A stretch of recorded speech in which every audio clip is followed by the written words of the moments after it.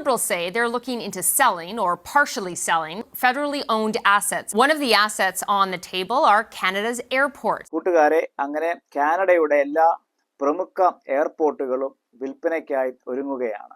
ശരിക്കും പറഞ്ഞു കഴിഞ്ഞാൽ ഈ ഒരു വാർത്ത കണ്ടപ്പോൾ തന്നെ ഇവിടെ താമസിക്കുന്ന ഒരാളെന്ന നിലയിൽ ഒരു വല്ലാത്ത ദയനീയമായ ഒരു അവസ്ഥ തന്നെയാണ് നമുക്ക് തോന്നിപ്പോകുന്നത്. കാനഡ എന്ന് പറയുന്ന രാജ്യം ആളുകളുടെ നടുവിൽ, ലോകത്തിന്റെ നടുവിൽ ഒരു പ്രോസ്പെറസ് രാജ്യമാണ് അല്ലേ. എന്നാൽ ഇന്ന് ആ രാജ്യം അവരുടെ സ്വന്തം എയർപോർട്ടുകൾ വരെ എല്ലാം വിൽക്കുവാനായിട്ട് ഇട്ടിരിക്കുകയാണ് എന്ന് പറയുമ്പോൾ നമ്മൾക്ക് എല്ലാവർക്കും മനസ്സിലാകും ഈ കാനഡയുടെ ഇന്നത്തെ ഒരു അവസ്ഥ എന്താണെന്നുള്ളത്.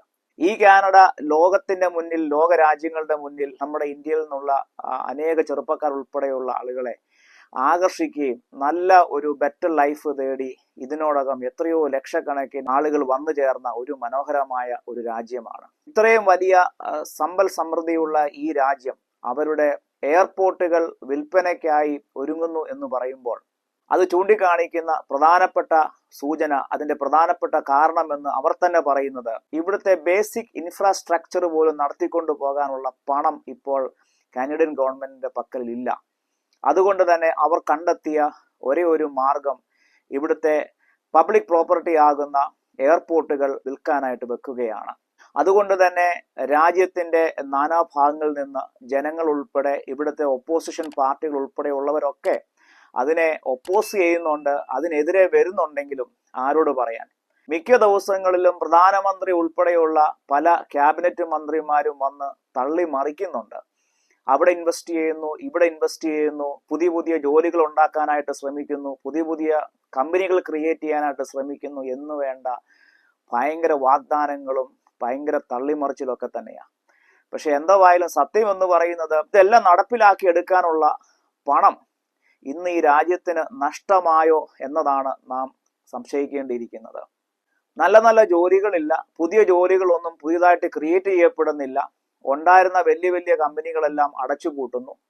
ഉള്ള കമ്പനികളിലെല്ലാം സർവത്ര ലേ ഓഫ് കൊടുക്കുന്നു. എന്തിനു പറയണം, CRA ഉൾപ്പെടെ IRCC ഉൾപ്പെടെയുള്ള എല്ലാ ഗവൺമെന്റ് ജോലികളിലും മാസ് ലേ ഓഫ് ആണ് കൊടുക്കുന്നത്. അങ്ങനെ ജോലി നഷ്ടപ്പെടുന്ന ഒരു വലിയ കൂട്ടങ്ങളുടെ ഒരു രാജ്യമായി മാറിയിരിക്കുകയാണ് കാനഡ. അത് ഒരു വശത്ത്.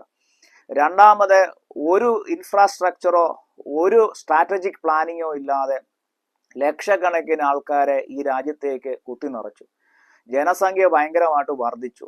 ഇതുങ്ങൾക്കെല്ലാം താമസിക്കാനായിട്ട് വീടോ സൗകര്യങ്ങളോ ഒന്നും ഒരുക്കാതാണ് ഇതെല്ലാം അണ്ണന്മാര് ചെയ്തു വെച്ചത്. എന്നിട്ട് ഇപ്പൊ കിടന്ന് ചക്രശ്വാസം വലിക്കുക. താമസിക്കാൻ വീടില്ല. വീട് പുതിയതായി വെക്കണമെന്നുണ്ടെങ്കിൽ അതിനനുസരിച്ചുള്ള ഇൻവെസ്റ്റ്മെന്റ് ഉണ്ടാകണം. വീട് വാങ്ങിക്കാമെന്ന് വെച്ചാലോ ഒടുക്കത്തെ വിലയാണ്.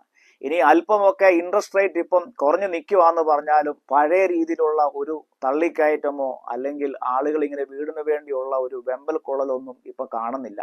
അതിന്റെ പ്രധാനപ്പെട്ട കാരണം എന്ന് പറയുന്നത് ജോലി തന്നെയാണ്. കാരണം ജോലി ഉണ്ടെങ്കിലല്ലേ ഉള്ളൂ മോർഗേജ് അടയ്ക്കാൻ പറ്റത്തുള്ളൂ. ഇവിടുത്തെ പല ജോലികളും ഇപ്പോൾ യാതൊരു സേഫ്റ്റിയോ സെക്യൂരിറ്റി ഇല്ല. നാളെ പോയാൽ പോയി ആ ഒരു അവസ്ഥയിലായതുകൊണ്ട് പലർക്കും ഇപ്പോൾ റിസ്ക് എടുക്കാനായിട്ട് വയ്യ. റിസ്ക് എടുത്ത് വീട് വാങ്ങിച്ച് അവസാനം വീട് നഷ്ടപ്പെടുന്നതിനേക്കാൾ നല്ലതല്ലേ വീട് വാങ്ങാതിരിക്കുന്നത്. അത് ഒരു വശത്ത്. അങ്ങനെ വാഗ്ദാനങ്ങളും വലിയ വലിയ ഇൻവെസ്റ്റ്മെന്റും, ഇത്ര മില്യൺ അവിടെ ഇൻവെസ്റ്റ് ചെയ്യും, ഇത്ര മില്യൺ ഇന്ന മേഖലയിൽ കൊടുക്കും, ജനങ്ങൾക്ക് അത് കൊടുക്കും, ഇത് കൊടുക്കും. എന്തായാലും ഒരു വിഭാഗം ആളുകൾ ഇതിൻ്റെ അകത്ത് കിടന്ന് ഞെരുങ്ങുകയാണ്.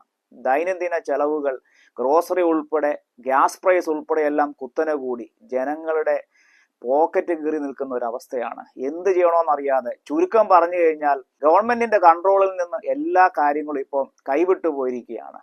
അതുകൊണ്ട് തന്നെയല്ലേ ഗവൺമെന്റിന്റെ പബ്ലിക് പ്രോപ്പർട്ടി ആയിരിക്കുന്ന എയർപോർട്ട് ഉൾപ്പെടെ നമ്മളുടെ Toronto Pearson airport, Montreal airport, Vancouver airport ഉൾപ്പെടെയുള്ള എല്ലാ പ്രമുഖ എയർപോർട്ടുകളും വിൽക്കാനായിട്ട് വെക്കുകയാണ്. Begin with the federal government's spring economic update. The Liberals say they're looking into selling or partially selling federally owned assets as a way to reinvest into Canada. We need to modernize our approach how, public assets, not just say federal assets, but public assets are built. We need to build so much that we need to look at the kind of assets we have and have we been able to provide full value of these assets. And there might be different type of ownership that might be providing better value for money for Canadians. One of the assets on the table are Canada's airports. They're currently publicly owned. ഇനി എന്തൊക്കെയായിരിക്കും public property വിൽക്കാൻ പോകുന്നത്? ഇതൊരു നല്ല സൂചനയല്ല ഈ രാജ്യത്തിന് നൽകുന്നത്. അതിപ്പം കാനഡ മാത്രമല്ല, ഇന്ത്യ ആയാലും ഒരു പബ്ലിക് പ്രോപ്പർട്ടികളെല്ലാം വെക്കുക എന്ന് പറയുന്നത് ആ രാജ്യത്തിന്റെ ഒരു വളർച്ചയല്ല കാണിക്കുന്നത്, മറിച്ച് തളർച്ചയാണ്. എന്തായാലും ഈ ഒരു പുതിയ അപ്ഡേറ്റ് നിങ്ങൾക്ക് എല്ലാവർക്കും ഇഷ്ടപ്പെട്ടെന്ന് വിചാരിക്കുന്നു. പുതിയ വീഡിയോയിൽ ഒരു പുതിയ അപ്ഡേറ്റ് നമുക്ക് വീണ്ടും കാണാം. I am Simon Rexy Joy. Bye.